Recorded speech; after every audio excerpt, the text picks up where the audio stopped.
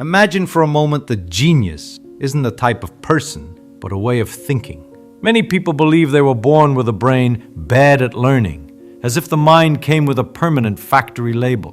But that's just the snapshot of a brain that got used to working in only one way, usually a lazy, automatic way, untrained for deep thinking. The good news?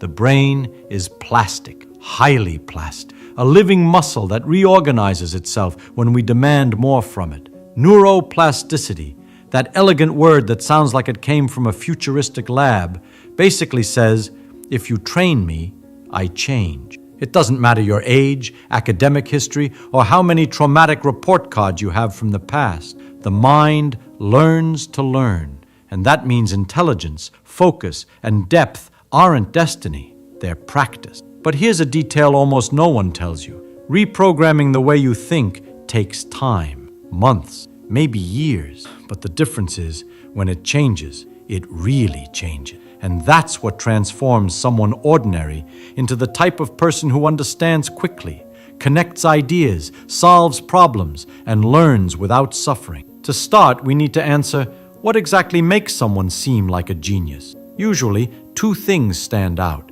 Off-the-charts memory. It's not magic. It's the result of how information was encoded the first time. A bad memory almost always comes from a bad first contact. Deep understanding. The ability to take an idea and work with it like it's clay, twist it, compare it, test it, apply it, transform it. The combination of these two factors creates the myth of the genius. But behind the myth, there's only method, and method can be learned. Now get ready, because we're going to dive into the internal engineering of this so-called deep understanding and reveal why most people don't think, they just repeat. Most people believe they've understood something simply because they recognized the words. But recognizing isn't understanding. It's just familiarity disguised as intelligence. The brain loves this trick. It shows you information. You think, oh, I know this, and boom, the mind closes the book before even really opening it. It's like seeing the cover of an airplane manual and thinking you can already fly. This kind of superficial thinking creates an illusion of knowledge that, deep down, prevents real learning. Deep understanding is born when you force your mind to explain, not just repeat. This is where the game changes. Explaining is dismantling an idea and reassembling it with your own pieces. It's transforming information into structure. When you explain something in your own words, the mind is forced to use real cognitive energy, and this activates the neural networks that consolidate memory, reasoning, and clarity. It's like switching from a weak flashlight to a spotlight. You see angles that weren't visible before. But there's another extremely dangerous cognitive trap: automatic thinking. The brain loves shortcuts because they save energy. But mental shortcuts are like trying to learn math using only magic tricks. They seem to work for a while until you encounter a real problem and everything collapses. Thinking deeply requires effort and slowing down. It's the moment when you tell your brain, hold on, let's understand this properly. And that's when the miracle begins. But effort alone isn't enough. You need to ask the right question. The question that activates insight. The question that forces your brain to leave the surface. And that question is simple. Why is this true? This has been found repeatedly in studies on learning and appears as a critical mechanism for converting curiosity into solid understanding. When you ask why, your mind is pushed into the internal engineering of the idea.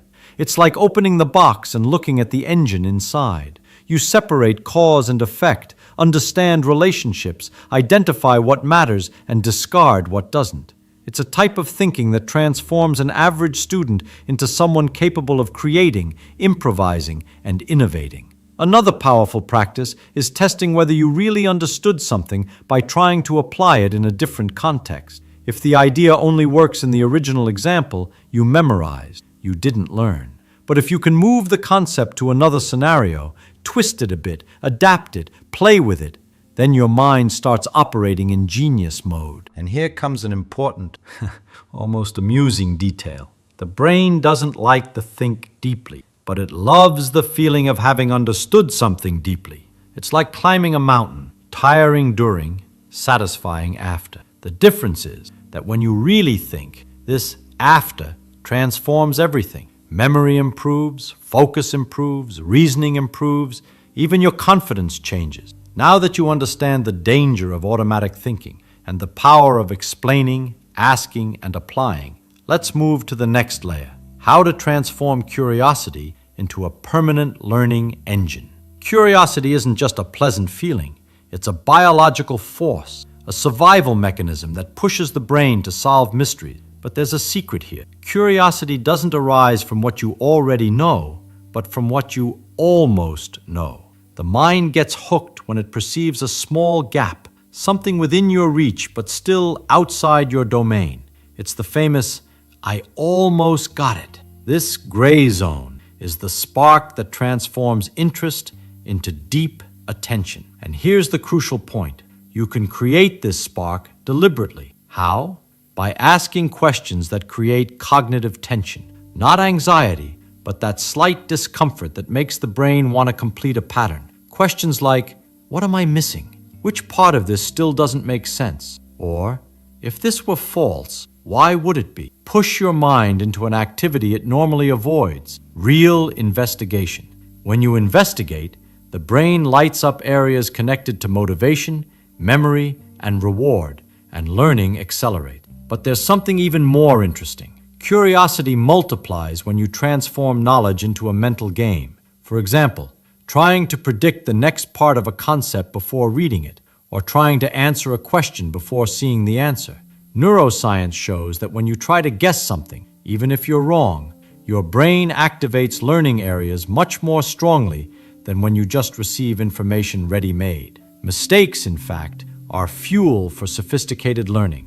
They create contrast, and contrast creates clarity. Another essential aspect is allowing yourself to play with ideas. Many people think serious reasoning requires rigidity, but the greatest insights come when you allow your mind to make unlikely connections. Playing intellectually is an elegant way of telling the brain, look for new patterns, and when it looks, it finds.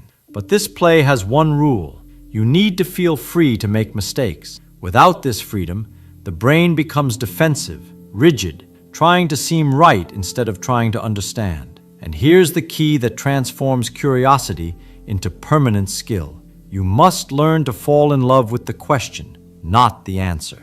Answers are static. Questions are expansive. When you cultivate good questions, you create an internal engine that keeps running even after the video, class, or conversation ends. This is how genius minds operate. They don't accumulate answers. They manufacture irresistible questions. Now that you understand how to activate curiosity and convert it into real learning, we're ready to enter the region where genius really begins. The brain doesn't learn in large blocks. It learns in strategic fragments. The human mind wasn't made to absorb large blocks of information at once. It was made to break the world into small, manageable, meaningful pieces. When you try to learn something huge all at once, your brain goes into protection mode. It freezes, disperses, pushes everything away. But when you present content in smart fragments, almost like puzzle pieces, the brain does exactly the opposite. It approaches, organizes, and connects. Imagine this. Each piece of information is like a knot.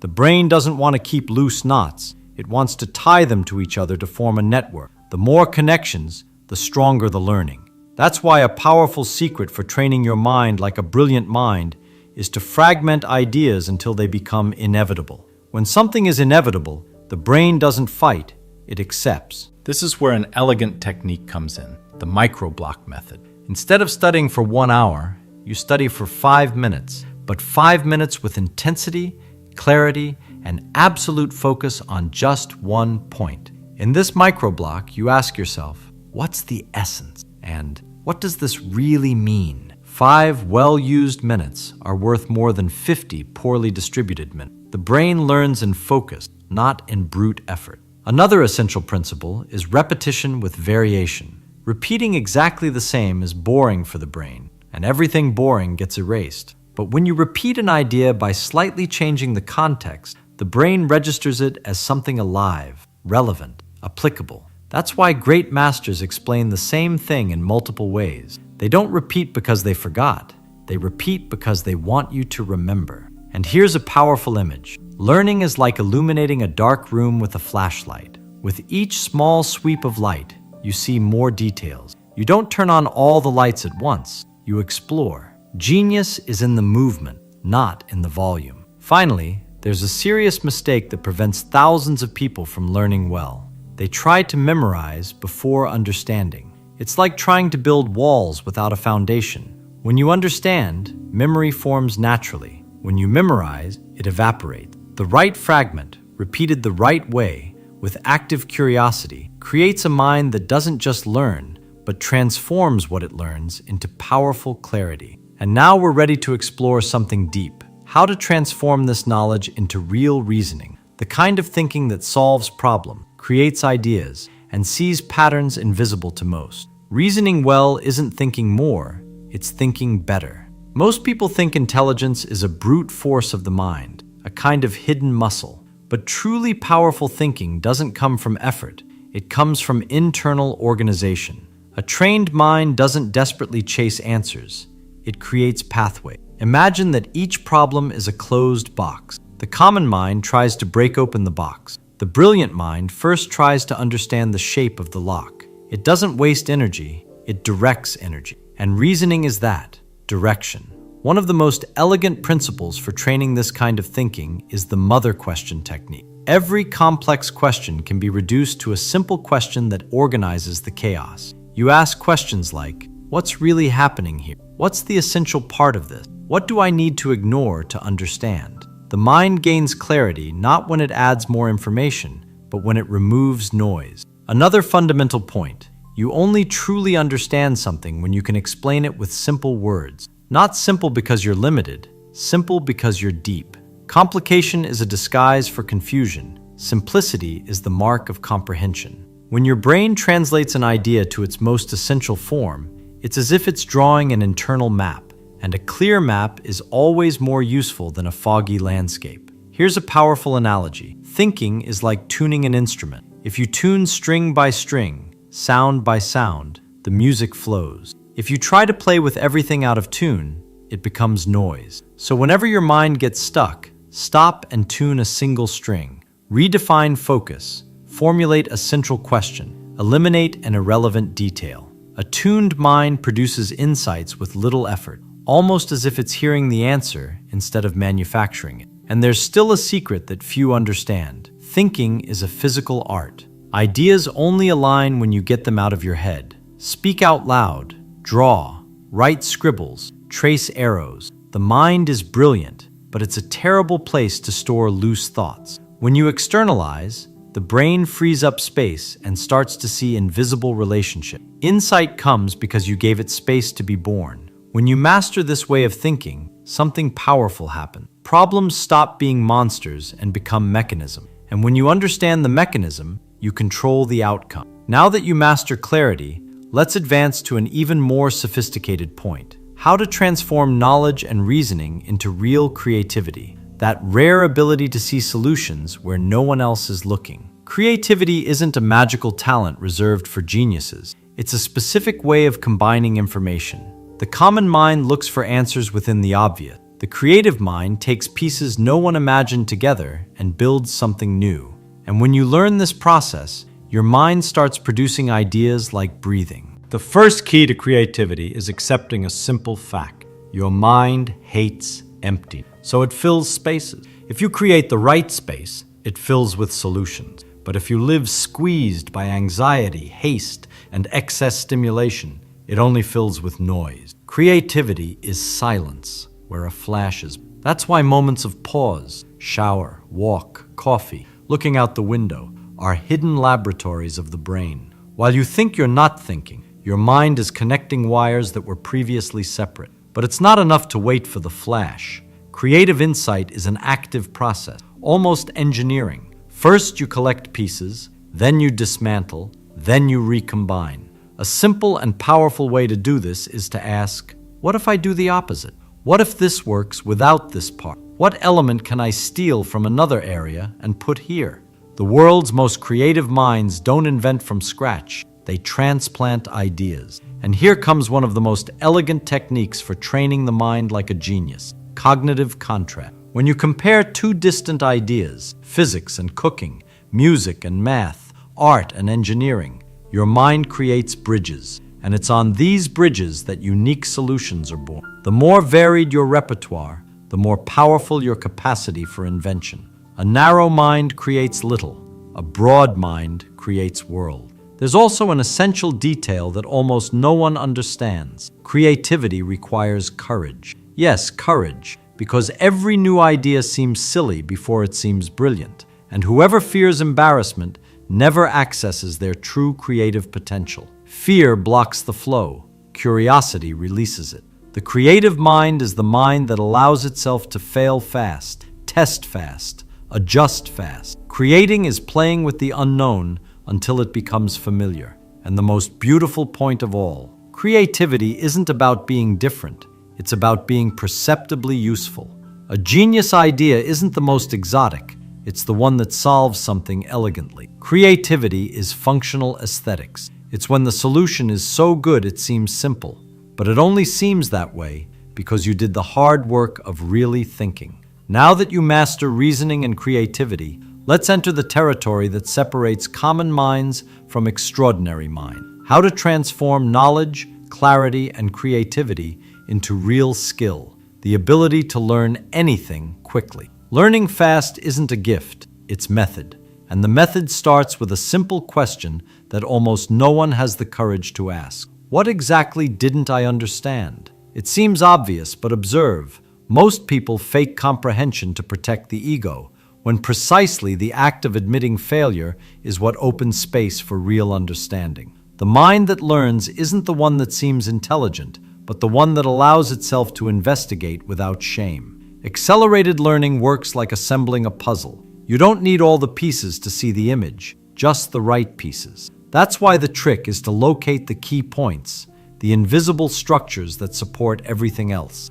When you understand the mechanism behind the phenomenon, you learn 10 times faster. It's like discovering the magician's trick. After you see it, you never unsee it. And here's a detail that changes everything. Asking is smarter than answering. Each well-made question stretches the brain, forces clarity, and reveals shortcuts. So think now. Really think. What subject in your life haven't you mastered yet because you never asked the right question about it? Hold that reflection for a moment. The ability to learn also depends on the skill of breaking complex subjects into smaller, chewable blocks. The most common mistake is trying to understand everything at once and drowning the brain. Don't do that. Instead ask, what's the smallest part of this I can understand now, and then build on top.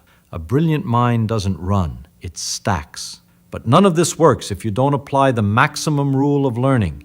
Teach to understand. When you explain something in your own words, the brain is forced to organize the idea, detect holes, correct flaws. Each explanation is a workout. Each explanation makes you sharper. The more you teach, the more you learn, even if no one's listening. Now, I want you to do something for yourself. What skill have you been postponing learning because it seems too difficult? Write it in the comments. Yes, write it.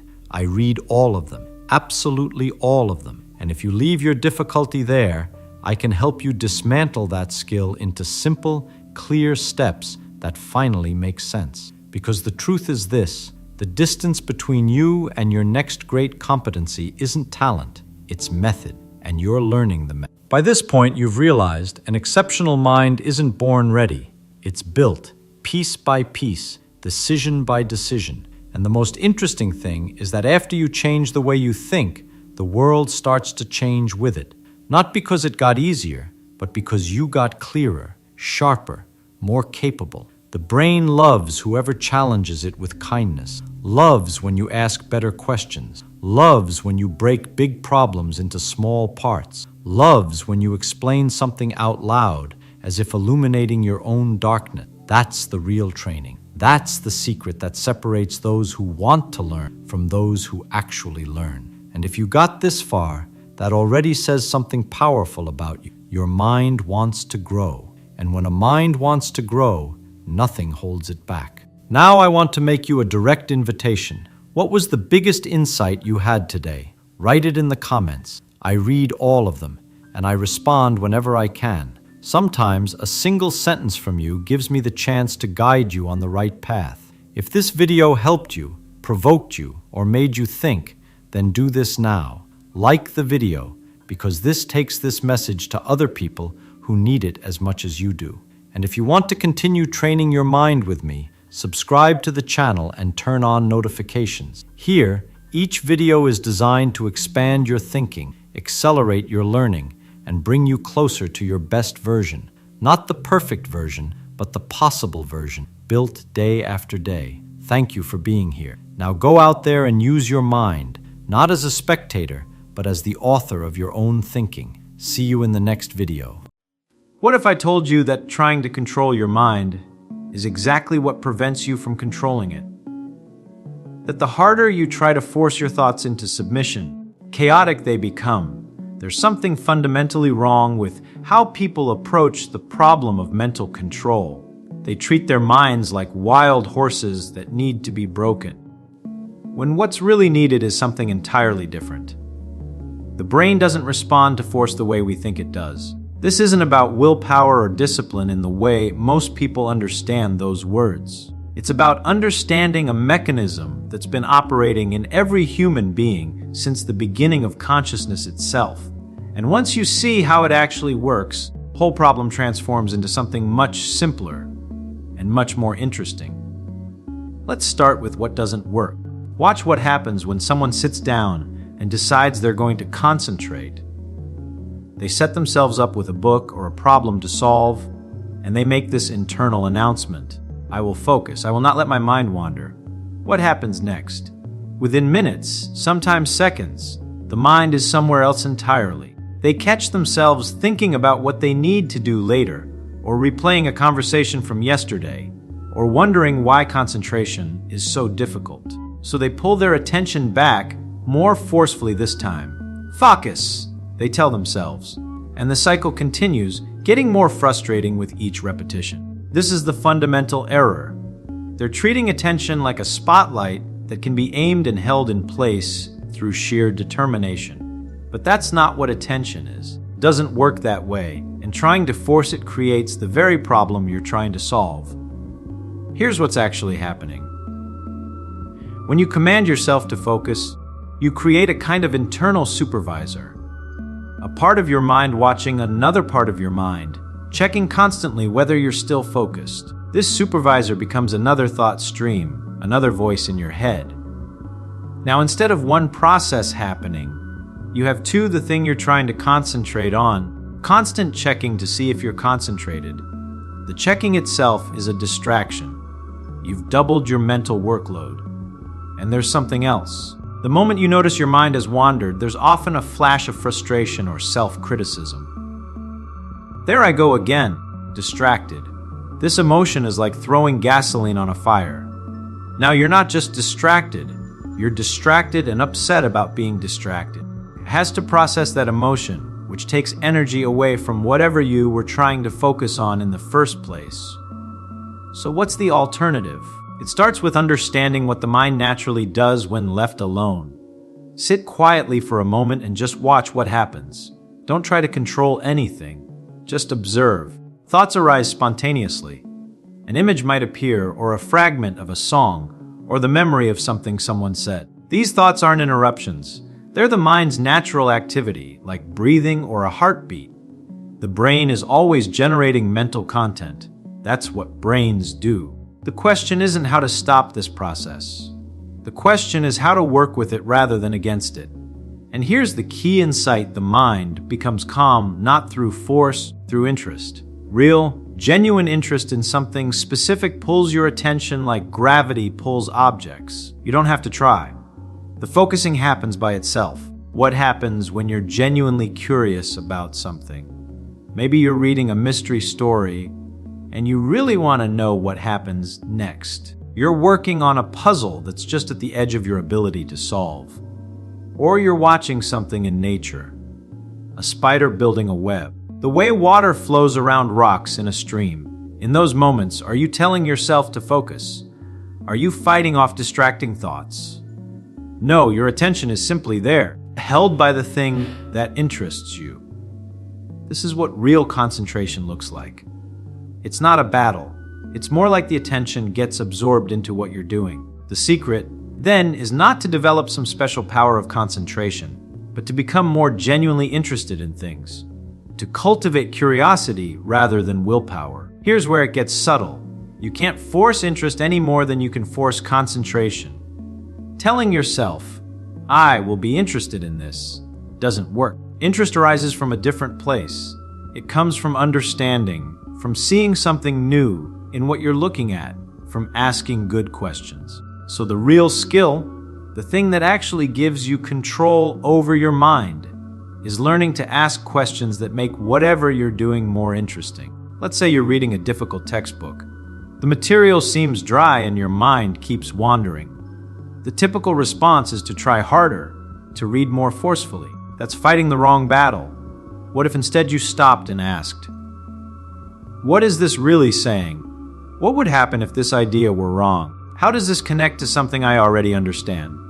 The moment you ask a genuine question, your brain engages differently. It starts looking for answers. Attention happens naturally because you've created a problem that your mind wants to solve. This works because the brain is fundamentally a problem-solving machine. It's been shaped by millions of years of evolution to notice patterns, to figure things out, to make sense of the world. You give it a real question, not a fake one you're asking to trick yourself into paying attention, but a question you actually want answered. The machinery engages automatically. As another principle, the mind needs space to work properly. Imagine you're trying to solve a problem and you stand over yourself, checking every few seconds. Am I solving it yet? Thinking, well, why is this taking so long? That constant self-monitoring creates a kind of mental static. The brain needs room to do its thing. It needs to be able to make mistakes, to go down wrong paths and come back, to make unexpected connections. All of that happens best when you're not constantly interrupting the process to check on it. The way to create this space is peculiar. You observe your mind without judging what you observe. When you notice your attention has drifted, and it will drift, that's completely natural. You simply notice it. No criticism, no frustration. Just, oh, I was thinking about something else. And then you gently return to what you were doing. The gentleness is crucial. Harsh self-criticism creates emotional turbulence that makes concentration harder, not easier. Think of it this way. If you're trying to balance something delicate, say a pencil on your finger, you don't succeed by gripping harder or moving your hand violently.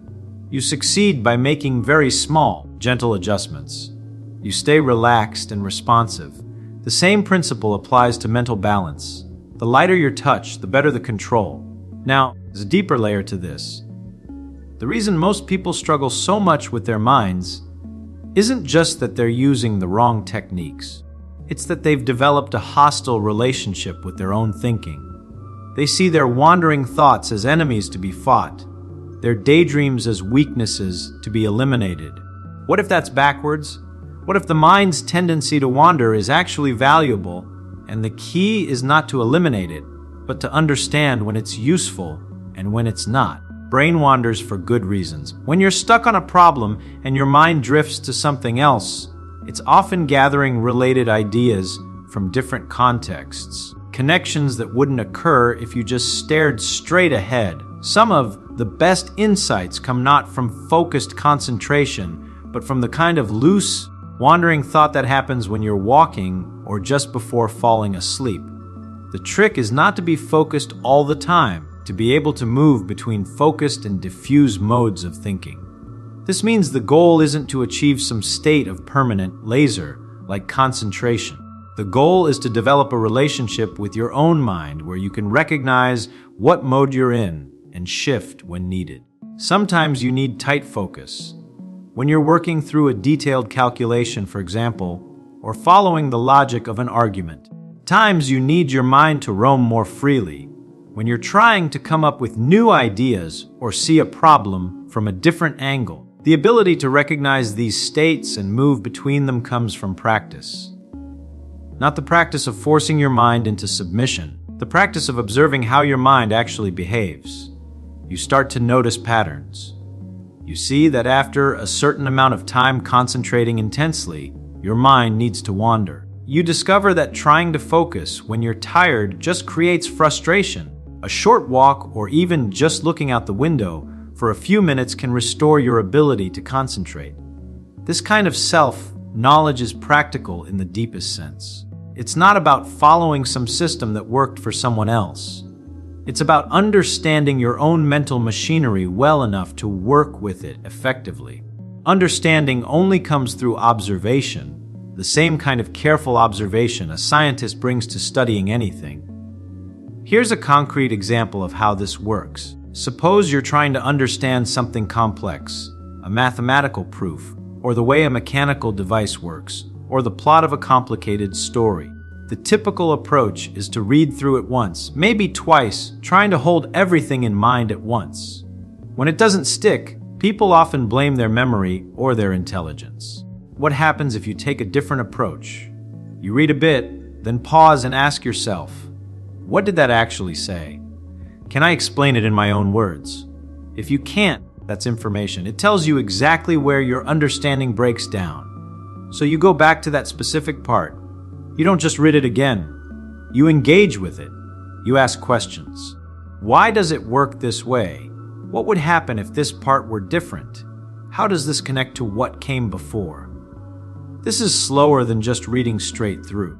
Here's what's interesting: your mind doesn't wander as much when you're working this way. Why? Because you're giving your brain something active to do. The mind wanders when it's bored, when it's being asked to passively receive information without processing it. When you're actively questioning and testing your understanding, engagement happens naturally. You're not trying to concentrate. You're doing something that requires concentration. And there's another benefit. When you work this way, you actually understand what you're learning. The information isn't just passing through your mind, it's being integrated into your existing knowledge. This means you remember it better, and you can use it in new situations. The slower, more engaged approach turns out to be much faster in the long run, because you're not constantly having to relearn things you've forgotten. The same principle applies to any skill you're trying to develop. You're learning to solve physics problems or play an instrument or speak a new language. Isn't, how do I make myself practice more? The question is, how do I make practice interesting enough that my attention stays engaged?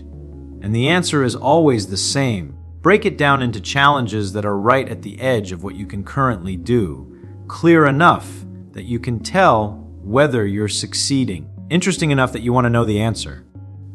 When practice has these qualities, concentration takes care of itself. You don't need to force it because your attention is naturally pulled into what you're doing. This is why people can spend hours completely absorbed in a hobby or a game that matches their skill level, while they can barely sit still for 10 minutes with something that's either too easy or too hard or just presented in a boring way. So here's what it all comes down to. Controlling your mind isn't about developing some mystical power of concentration. It's not about willpower or discipline in the brute force sense. It's about three things. First, understanding how attention actually works, how it's pulled by interest rather than forced by effort, how the act of monitoring yourself can become its own distraction. Gentleness works better than force. Second, developing the ability to make things interesting through the questions you ask. This is a skill you can practice. The more you do it, you get at finding the interesting aspects of whatever you're working with. Third, observing your own mind carefully enough to understand its patterns. When it works well, when it needs rest, what genuinely engages it versus what you think should engage it. None of this is complicated in principle. But like anything worth doing, it takes practice to develop. The good news is that the practice itself isn't a struggle. Once you stop trying to fight your own mind and start working with it instead, the whole process becomes much more pleasant. You might even find yourself enjoying the kind of focused work that used to feel like torture. There's a certain freedom that comes from understanding this. Most people feel like prisoners of their own thoughts, constantly battling their wandering attention, beating themselves up for not concentrating better. But when you see that the wandering is natural, that it can be redirected through interest rather than force, the key is curiosity rather than discipline. Suddenly the whole problem looks different. You're not trying to conquer some enemy. You're just learning to work with a mechanism that's been there all along. The mind is an extraordinary instrument. It can solve problems, create beauty, stand the deepest workings of nature. But it works best when it's engaged, curious, and free to make connections in its own way. Your job isn't to control it in the sense of dominating it. Your job is to understand it well enough to point it in useful directions, and then get out of the way and let it work. Control. Knowing when to guide and when to simply observe, when to focus and when to let your thoughts roam, when to push and when to rest. This understanding doesn't come overnight, but it's worth pursuing because once you have it, you're no longer fighting a losing battle with your own mind. You're working with it, using it the way it was meant to be used, and that makes all the difference. The secret isn't forcing memorization, it's lighting a child's curiosity. Every word you say, every gesture, every how you offer can repair or build a bridge in their brain. Curiosity isn't a small detail of genius, it's the root. It's where big ideas, world-changing projects, and human progress begin. Learning quickly and easily almost always connects to genuine interest. A person who's obsessed and takes pleasure in what they do learns far faster than someone who sees no point in it. Here's the key. To turn a child into someone who learns for pleasure, not obligation, follow 3 simple principles. Simplify any topic, make learning fun, and listen with the same intensity with which you teach. The method I'm proposing follows that path exactly. First, choose an image or an object that tells a story. Second, describe that story in very simple language, the way you'd speak to a 7-year-old. Third, ask the child to explain it back in their own words, without fear, without immediate correction. Here's the power. When a child tries to explain, they organize their thinking, reveal gaps, and form links between what they see and what they feel. When you correct, don't say, "That's wrong." Correct with a new example, a mini experiment, or a concrete gesture. And always celebrate the attempt, not just the right answer. That builds courage. Without courage, there is no deep learning. Now let's put this into practice. Imagine teaching fractions with cookies. Take 6 cookies, or pieces of paper, place them in front of the child and say, "Let's divide a treasure." Ask them to make 2 equal piles. Watch. If they hesitate, ask, "How do you know they're equal?" Let them explain. If their explanation fails, don't give the answer. Show 2 piles and ask them to swap 1 cookie between the piles so they can feel the difference. Then ask them to tell the story of what happened in their own words. When they say, "One got bigger," turn the phrasing back to their perspective. Yes, when we swapped a cookie, that pile got bigger. Why do you think that happened? That pushes argumentation and language. For new vocabulary, use the same tactic. Image plus phrase in the child's native language plus acting it out. Then ask them to teach it to you. At first it's translation, then independence follows. She'll start thinking in the new word without translating. Create micro-routines of 10 to 20 minutes that always end with the child saying, "Teach me." For example, 10 minutes of picture reading, 5 minutes to draw the story, and 5 minutes to explain it to you, without looking at the book. In each session, ask only 2 key questions. What did you understand? And how would you explain this to John? Using a friend's name forces simplicity. Use role play. Turn the child into the teacher for 3 minutes. Give them an imaginary blackboard, ask them to explain, then follow up with genuine curiosity. That simple game builds autonomy and creates a repetition rhythm that locks the mental structure in place without boredom. Never underestimate the power of tone. The words you use when you correct shape a child's identity. Instead of, "You're wrong," try, "Interesting. Tell me again how you got to that." Swap wrong for not yet. Small phrases make huge emotional repairs. The same goes for praise. Instead of, "Good job," say, "I see you tried X and noticed Y." That shows your brain is connecting ideas. That teaches process, not outcome. When a child says, "This is hard," turn it into an operation. Which part is hard? Pick one word: confused, long, boring. And let's sketch a single step to fix that. You're teaching metacognition, thinking about thinking. Metacognition is what separates repeaters from masters. Bring movement and multisensory experience in. Walk around while you explain. Draw in the air with your finger. Use objects. Do short dramatizations. The body helps the brain lock in abstract logic. For math, build stories with characters. For science, run tiny experiments. A cup of water, a balloon, a shadow. For reading, turn pages into maps. Where are we in the story? Draw the character's map. Use songs and rhymes for grammar and vocabulary. Keep the element of surprise. Change rules, swap roles, offer symbolic rewards, a teacher for 5 minutes certificate. Curiosity is the engine. Your job is to keep it burning with small, manageable failures that provoke questions, not with pre-cooked answers. Think long-term.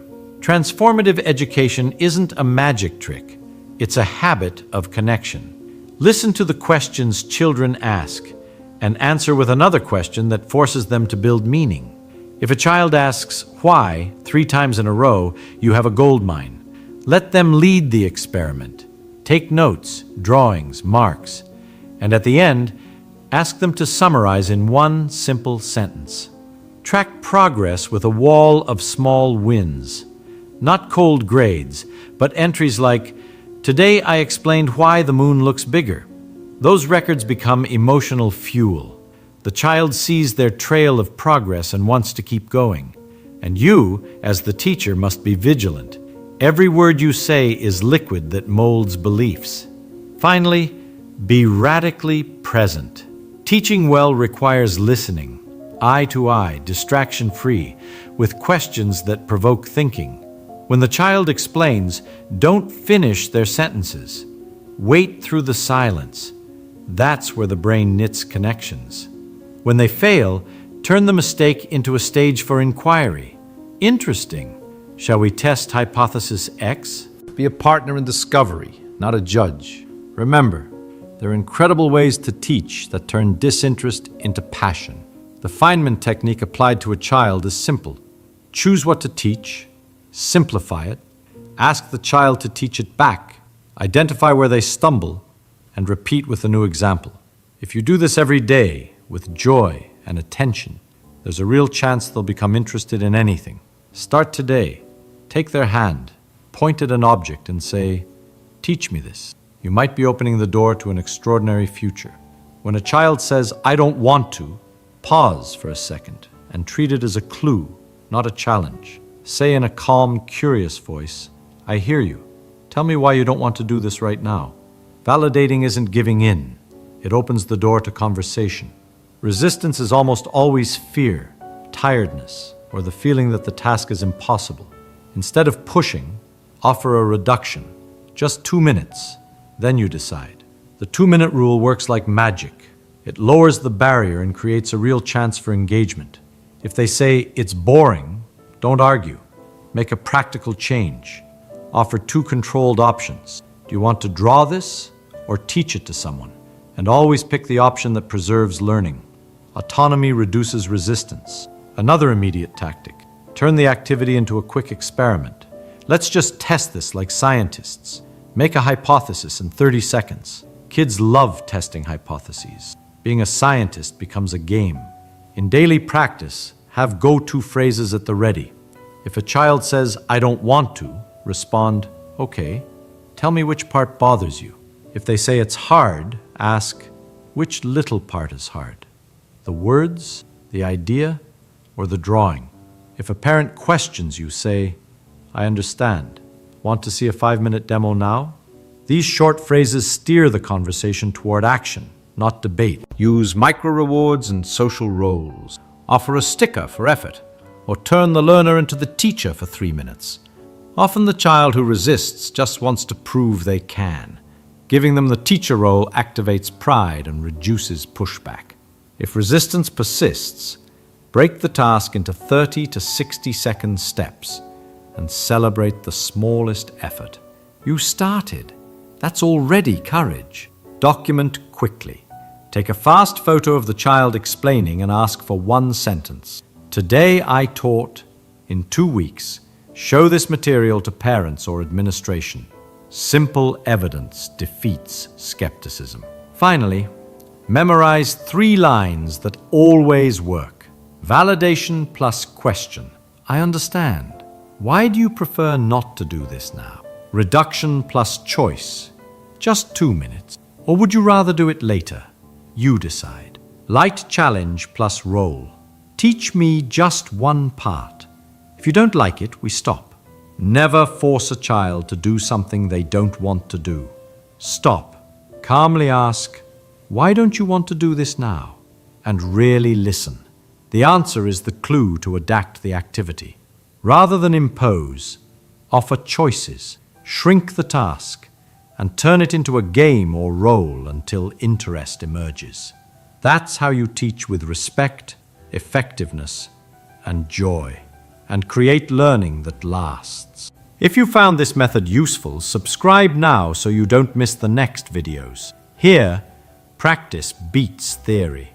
Leave a like if you found it helpful, and comment below what you'll try first. Write 1 line, or share a result. I read everything. Share this with a teacher, parent, or caregiver who needs it. Tag someone who will put it into practice. Hit the bell to get the next micro sessions and ready-made lesson scripts. Let's turn curiosity into habit. See you in the... What if you were told that the greatest obstacle to learning has never been a lack of intelligence, but a misunderstanding of what understanding actually is? People often believe that education is a matter of storing information, memorizing definitions, repeating formulas, reciting procedures.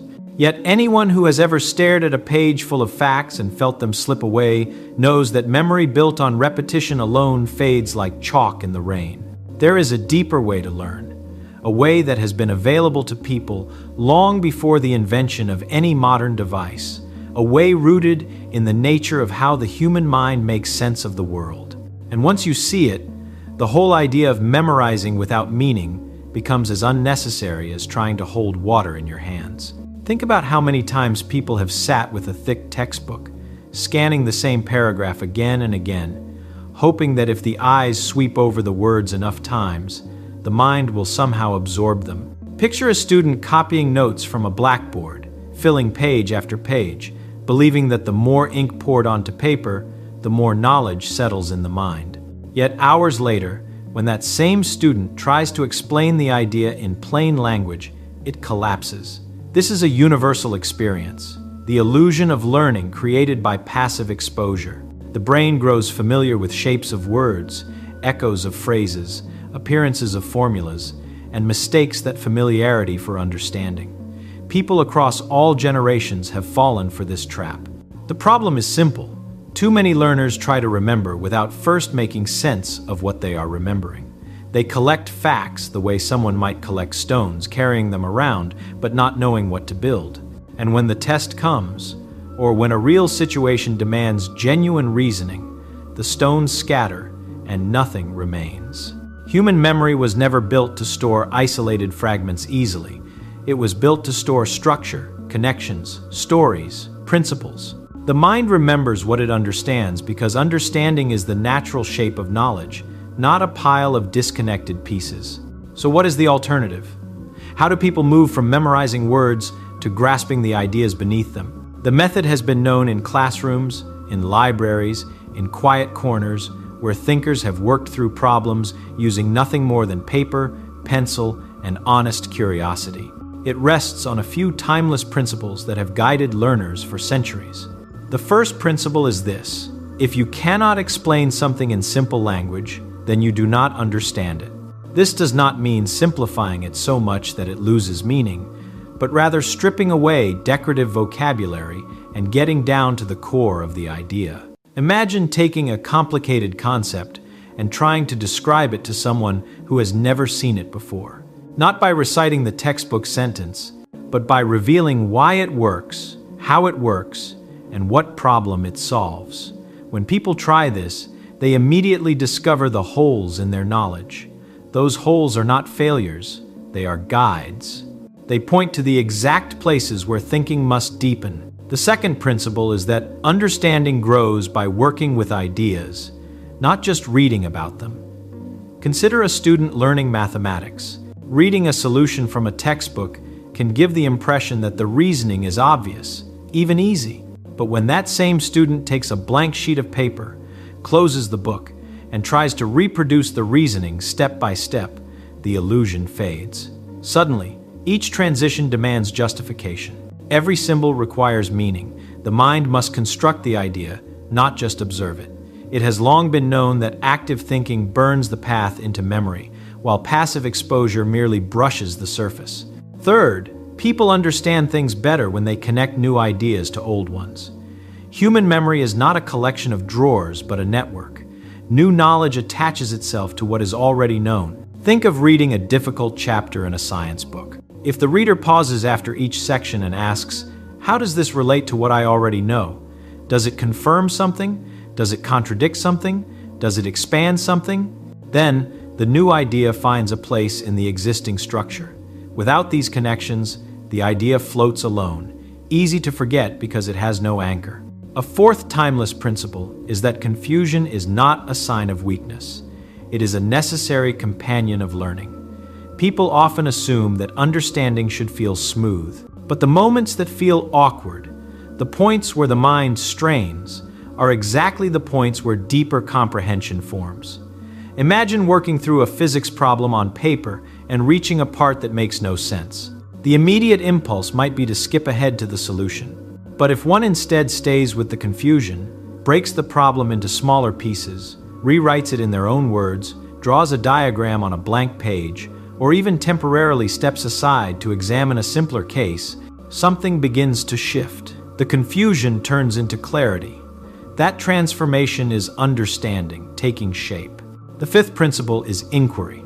Not the kind of inquiry that waits for someone else to provide the answer, but the internal inquiry, where a person questions every step until the idea becomes transparent. Why is this formula shaped this way?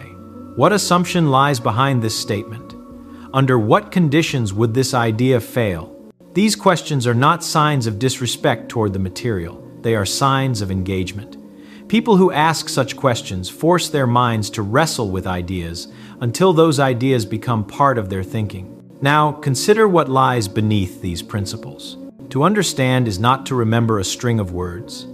It is to reconstruct an idea from its foundation. The brain naturally organizes information into structures, causes, effects, patterns, comparisons, models. When someone truly understands a concept, they can rebuild it from a small starting point. And because they can rebuild it, they no longer need to memorize it. The idea becomes something they can regenerate whenever needed, like a pattern that emerges naturally when the right conditions are present. This mechanism has always been present. Long before people wrote textbooks, long before blackboards hung in classrooms, long before scholars filled notebooks with equations and diagrams, humans learned by understanding patterns in the world. A farmer understanding the rhythm of seasons, a craftsman understanding the properties of materials, a navigator understanding the motion of stars. All of them relied on comprehension, not memorization. The principles of learning are older than any subject we study. When people read passively, the mind stays in a low state of engagement. It receives shapes, hears rhythms of sentences, recognizes familiar symbols, but does not test them. When the mind does not test, it does not build structure, and without structure, memory remains fragile. But when the mind digs for meaning, when it tries to explain, connect, question, and reconstruct, it becomes active. It shifts from absorbing to generating, and this shift transforms learning. Think about what really happens when someone tries to explain an idea on paper. They start writing a sentence, then pause, realizing that the next step is not as clear as it first seemed. They return to the beginning and attempt again. this time using a simpler description. Suddenly, a connection appears. This part relates to a principle learned earlier. They note the connection, and the explanation becomes clearer. This simple act of writing is a mirror for thought. It reveals not what the mind believes it knows, but what it actually knows. Now imagine applying these principles to everyday learning, using nothing more than books, paper, and the willingness to think. Picture someone reading a challenging chapter in a textbook. Instead of trying to memorize each statement, they pause after every significant idea and attempt to restate it in their own words on a blank sheet. They don't aim for elegance, they aim for clarity. If the idea resists explanation, the reader returns to the text, then back to the paper, tightening the circle of understanding. Slowly, the material becomes transparent. Or imagine a classroom where a teacher introduces a new concept. Instead of copying every word the teacher writes, students listen and then try to express the idea in the simplest language possible. They compare explanations with one another, noticing where one understanding differs from another. This process reveals the edges of confusion and points the way toward deeper clarity. Consider someone studying a scientific principle. Instead of memorizing the formula, they ask, "Where does this come from? What are its limits?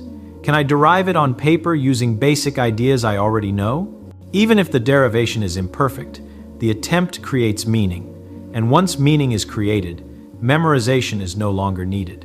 Think of learning a difficult proof in mathematics. One could try to memorize every step, hoping that remembering them in sequence will be enough. But a far better approach is to ask, why does the argument need this step? What is the core insight that makes the proof work? When that insight is clear, the steps fall naturally into place. These applications are not tricks. They are reflections of how the mind operates. People remember stories better than lists, principles better than isolated facts, patterns better than fragments. Understanding is the shape of knowledge that fits the mind most comfortably. Now, consider the deeper philosophical truth behind this. Understanding is not something that people receive. It is something they create. A teacher can point the way. A book can offer guidance. A blackboard can display symbols.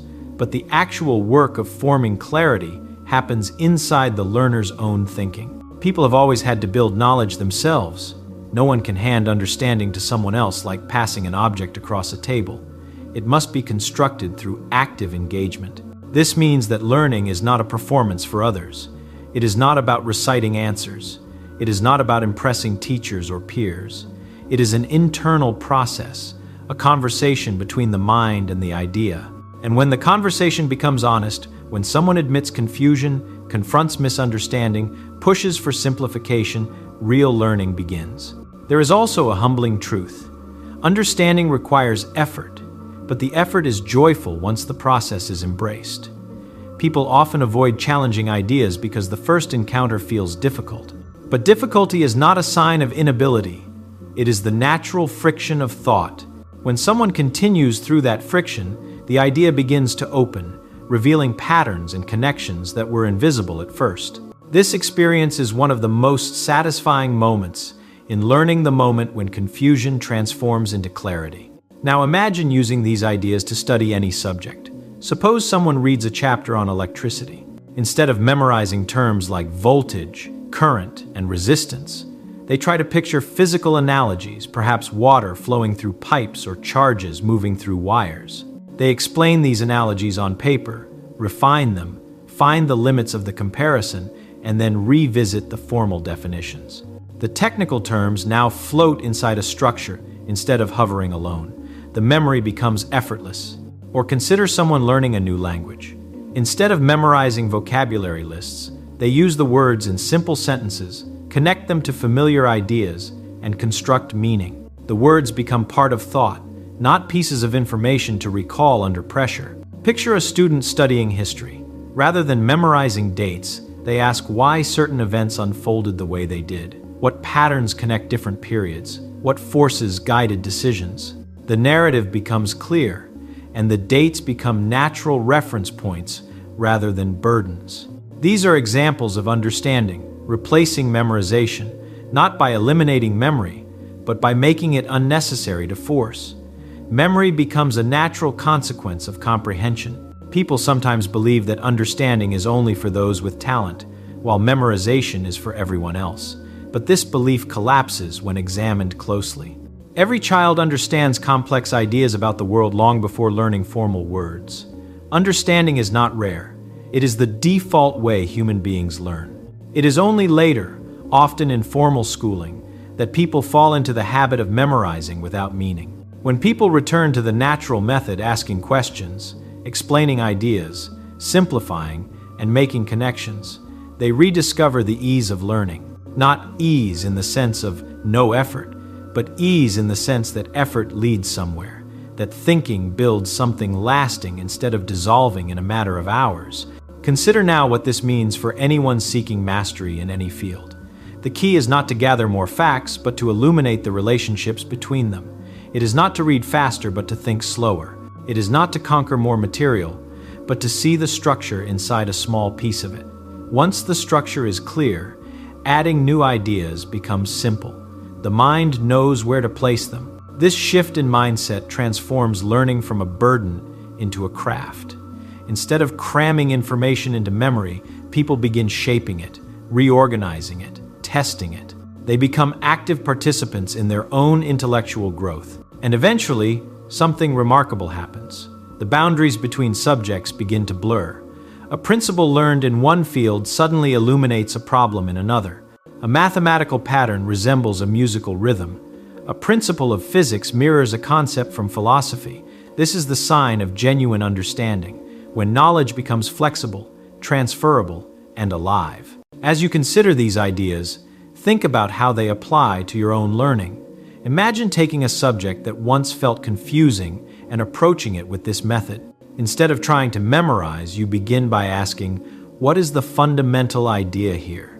How would I explain it simply? You write your explanation, find gaps, return to the material, refine your understanding, ask new questions, and gradually build a clear picture. This approach may take time, but it takes far less time than forgetting and relearning endlessly. In a world filled with distractions and shortcuts, the timeless approach remains the most reliable. Active engagement, simple explanations, honest questioning, and the courage to confront confusion. These principles worked for thinkers long before the appearance of digital tools, and they will continue to work for anyone who wants to learn deeply. As we come toward the end of this reflection, consider the final idea. Understanding is a form of freedom. When you understand something, you are no longer dependent on rote memory or external authority. You can adapt, reason, and think for yourself. You become someone who can rebuild knowledge whenever needed, not someone who must constantly fetch it. People often look for secret tricks to learning, but the real secret is older than any textbook. You must make the idea your own. You must shape it in your own words, connect it to your own knowledge, and test it with your own reasoning. No one can do this work for you, but once you commit to it, learning becomes a lifelong companion rather than a temporary struggle. So here is the invitation. Take one idea you want to master, and today, using nothing more than a blank sheet of paper, try to explain it to yourself as simply as possible. If the explanation falters, do not retreat. Use that faltering as a guide. Each gap is a doorway to clarity. Understanding begins the moment memorization ends. Use this method. Try it with one idea. Let your own mind prove its power.